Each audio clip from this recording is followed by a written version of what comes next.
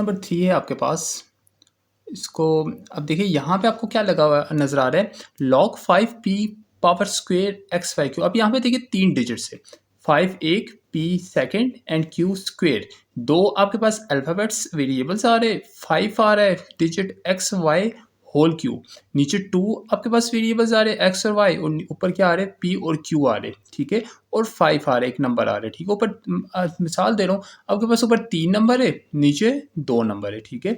तो हमने इसको सिंगल सिंगल लॉ में चेंज करना है। तो सबसे पहले हमने सबसे इंपॉर्टेंट चीज़ ये देखनी थी कि क्वेश्चन की जो आपको नज़र आ रहा है वो किस लॉ के मुताबिक बन रहा है। तो हम यहाँ पे देख रहे हैं लॉग, ऊपर वाला जो पूरा नंबर, पूरा मतलब पूरी वैल्यू जो ऊपर वाली होती है वो आपके पास m की इक्वल होती है, और नीचे वाली कौन सी होती है, n के इक्वल होती है। तो हम डायरेक्ट यहाँ पे लॉ यूज़ करेंगे, यूजिंग लॉ। कौन सा लॉ यूज़ करेंगे हम, डिवाइड वाला लॉ यूज़ करेंगे, ये वाला, ठीक है, क्योंकि डिवाइड फॉर्म में देखिए ऊपर नीचे फॉर्म में, तो हम ये वाला लॉ यूज़ करेंगे। तो हम इसको लॉ यूज़ करेंगे तो log m divided by n which is equal to आपके पास क्या आ जाएगा, log m minus log n। अब आपने क्या करना है, m की जगह ये ऊपर वाला पूरी वैल्यू लिख देनी है, n की जगह नीचे वाली पूरी वैल्यू लिख देनी है। सो लॉग m की जगह क्या आ जाएगा, 5p क्यू स्क्वेयर माइनस इस लॉग n की जगह क्या आ जाएगा आपके पास एक्स वाई क्यूब। अब यहाँ पे आपने नेक्स्ट स्टेप बड़ा इंपॉर्टेंट है, ये ज़रा देखने का है, ठीक है। अब देखिए यहाँ पे हमने लॉ में तो चेंज कर दिया, लेकिन इधर देखिए अभी तक सिंगल डिजिट नहीं आया, सिंगल नंबर आपके पास नहीं आया, ठीक है। यहाँ पे भी 2 है, यहाँ पे भी 3 है, तो हमने इसको सिंगल करना है।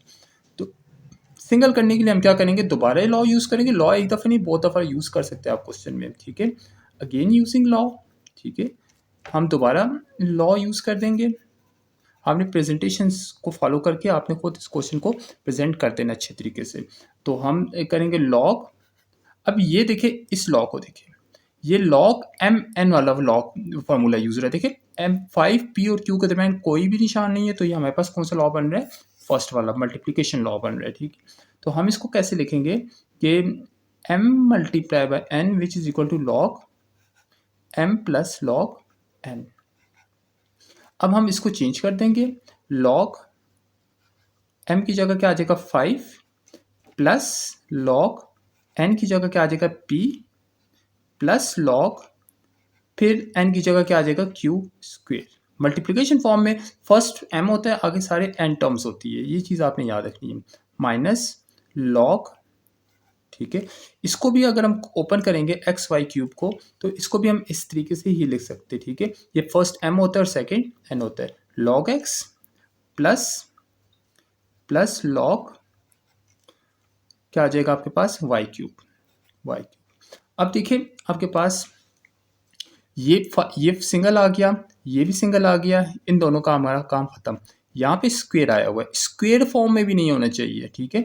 जब स्क्वेयर आ जाए तो देखिए log m n square which is equal to, square आगे आ जाता है और एम अपनी जगह ही रहता है, तो ये स्क्वेयर आगे आ जाएगा और ये क्यू अपनी जगह ही रहेगा।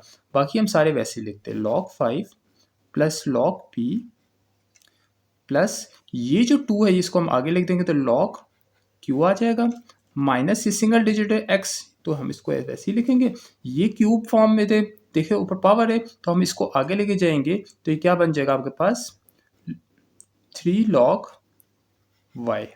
अब ये सारे देखिए सिंगल सिंगल आ गए, ये भी सिंगल, ये भी सिंगल, ये भी सिंगल और ये भी सिंगल और y भी सिंगल, तो ये आपका एग्जैक्ट आंसर है।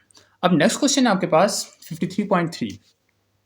ये ज़रा क्वेश्चन है, इसमें सबसे पहले देखिए जब अंडर रूट फॉर्म में आ जाए, ठीक है, क्वेश्चन कोई भी आ जाए इस तरह स्क्वायर रूट फॉर्म या आप इसको अंडर रूट बोलते सिंपल अल्फाज में, तो आपने इसको सबसे पहले ओपन करना होता है और आपको ये पता होना चाहिए, ठीक है, कि अंडर रूट किसकी इक्वल होता है, under root which is equal to 1/2, 3 under root which is equal to 1/3, इस तरह 4 under root is equal to 1/4, ये इसकी इक्वल होता है पावर के, ठीक है। तो हम सबसे पहले इसकी अंडर रूट को ओपन करेंगे, तो लॉग 53.3 46.4 पावर 1/2, क्योंकि अंडर रूट किसके इक्वल होता है 1/2 के।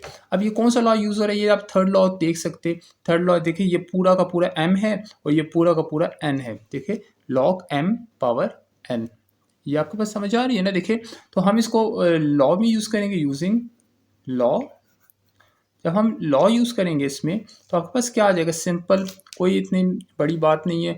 आपने इस पावर को आगे लिख लेना है 1/2 और लॉग अपनी जगह ही रहेगा 53.3 डिवाइडेड बाय 46.4। ये पहला स्टेप। जब आपने पावर को आगे ले गया 1/2 का हमारे साथ कोई काम नहीं है। अब हमारे पास इस वैल्यू को देखो, ये इसको, ठीक है, ये पूरे ये वाला।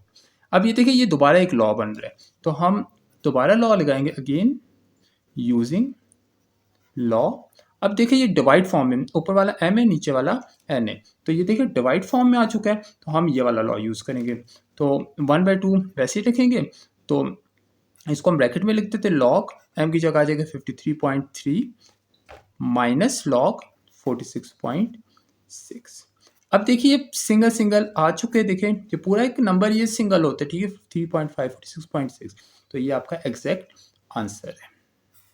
अब हमारे पास नेक्स्ट क्वेश्चन है आपके पास, लॉग 5 स्क्वेयर टी की पावर 5 ए की power 1/3 under root 3 4.4 t b की पावर 3। सबसे पहले आपके पास जो पावर आ रही है उसको आपने ओपन कर देना है, सबसे पहला स्टेप, ठीक है।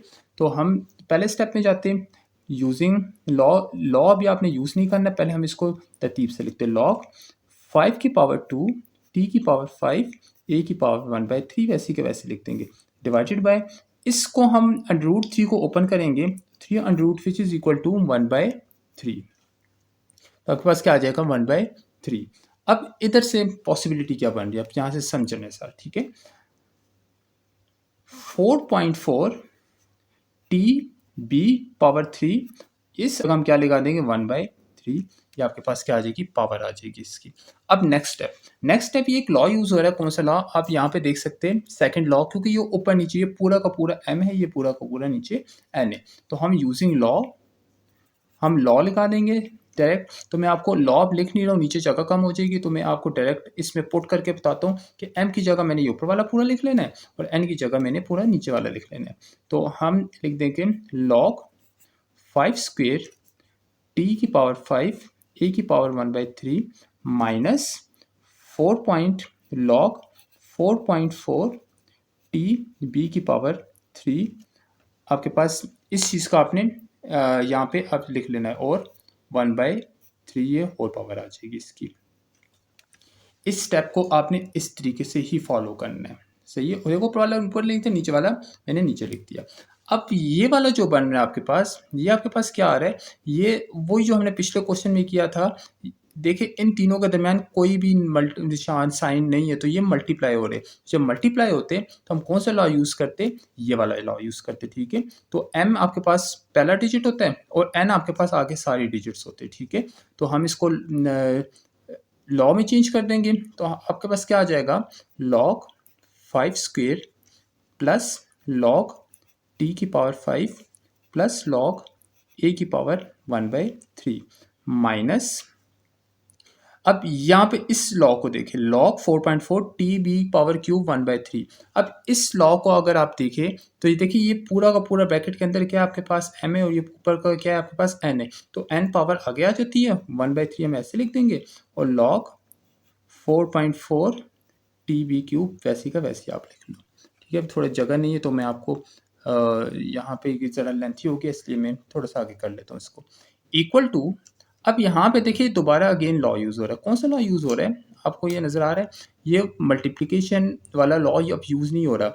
अब ये कौन सा लॉ यूज़ है कि 5 के ऊपर पावर स्क्वेयर है, जब स्क्वेयर वाला आ जाए तो हम हमेशा थर्ड लॉ यूज़ करते हैं, 2 को आगे लिख लेंगे और लॉग अपनी जगह रहेगा और 5 भी अपनी जगह रहेगा। तब ये सिंगल डिजिट बन गया, प्लस ये पावर है इसको हम आगे लिख लेंगे और लॉग टी वैसी का वैसी अपनी जगह रहेगा, प्लस इस पावर को आगे लिखते 1/3 और लॉग अपनी वैसी के वैसी जगह भी रहेगा, माइनस 1/3 उसी तरीके से लिखेंगे।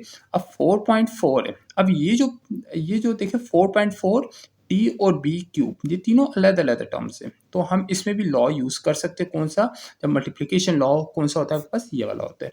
तो हम इसको अप्लाई कर देते हैं, log 4.4 plus log t plus log b cube. अब आपके पास सारी वैल्यूज इजीली इस आंसर में आ जाएगी। इसको हमने नहीं छेड़ना क्योंकि ये आपके पास सॉल्व हो चुका है। प्लस इसको भी हमने नहीं छेड़ना, इसके भी आपके पास सॉल्व हो चुका है। प्लस 1/3 लॉग -1/3 या एज इट इज लिखना है नेसेसरी, ये भी सिंगल डिजिट है, इसको भी आपने वैसे ही लिखना है। अब यहाँ से आगे प्लस है, प्लस के बाद जो मेन काम है आपके पास, ये भी देखिए सिंगल डिजिट है, लॉग टी है, तो हम वैसे ही लिखेंगे। अब यहाँ पे देखिए आए वो जब पावर में आ जाए तो पावर हमेशा आगे आ जाती है, और लॉग बी वैसे का वैसे लिखते हैं। अब ये देखिए एक एक आपके पास, इसके बाद और कौन सा आपके पास आ रहा है, यहाँ पे लॉग ए है ये, ठीक है, यहाँ पे मैंने ए नहीं लिखा, लॉग ए है, तो ये ए सिंगल डिजिट है, ये भी सिंगल डिजिट है, ये भी सिंगल डिजिट है, और ये भी सिंगल डिजिट है, तो ये आपका एग्जैक्ट आंसर है। तो नेक्स्ट क्वेश्चन की तरफ चलते हैं।